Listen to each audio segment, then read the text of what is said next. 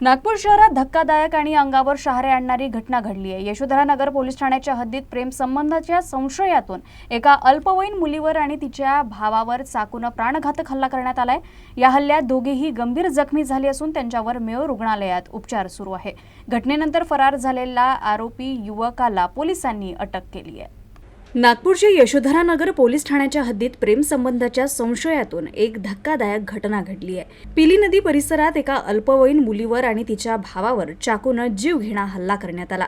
आरोपी कुणाल संतापे यानं आधी मुलीच्या भावासोबत वाद घालून शिवीगाळ केली आणि त्यानंतर चाकूने वार करून त्याला गंभीर जखमी केलं। भावाला वाचवण्यासाठी मुलगी मध्ये पडली असता आरोपीने तिच्यावरही निर्दयपणे चाकूने हल्ला केला।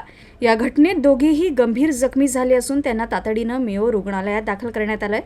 सध्या दोघांवर उपचार सुरू आहे। या प्रकरणी पोलिसांनी हत्येच्या प्रयत्नाचा गुन्हा दाखल करून आरोपी कुणाल संतापेला अटक केली असून पुढील तपास सुरू आहे। आरोपी कुणाल हा पीडित मुलीच्या शेजारी राहत होता आणि दोघांमध्ये प्रेमसंबंध होते। मात्र ही बाब कुटुंबियांच्या लक्षात आल्यानंतर मुलीनं त्याच्यापासून दूर राहण्यास सुरुवात केली होती। याच रागातून आणि मुलीचे इतर कोणासोबत संबंध असल्याच्या संशयातून आरोपीनं हा हल्ला केल्याचं तपासात समोर आलंय। फिर्यादी पीडित मुलगी हे एकमेकांच्या घराशेजारी राहणार आहेत।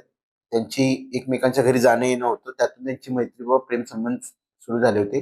सदरची बाब मुलीच्या घरातील वडिलांना कळाल्यामुळे त्यांनी दोघांनाही समजून सांगितलं होतं। त्यानंतर मुलीने त्याच्याशी मैत्री संपवलेली होती, परंतु आरोपी तू माझ्याशी बोलत नाहीस, तू दुसऱ्याशी बोलतेस या संशयावरून आरोपीने तिच्याशी वाद केलेला होता व दिनांक 5 जानेवारी रोजी त्याच वादातून आरोपी कुणाल संजय संतापे याने पीडित मुलगी व तिचा भाऊ यांना चाकूने मारून गंभीररित्या जखमी केल्याने आरोपी कुणाल संजय संतापे याच्या विरुद्ध BNS कलम 109 प्रमाणे गुन्हा दाखल करण्यात आलेला आहे। सदर गुन्ह्यातील आरोपी कुणाल संजय संतापे याला अटक करण्यात आलेली असून गुन्ह्याचा पुढील तपास चालू आहे। सध्या आरोपी हा पोलीस कस्टडीत आहे।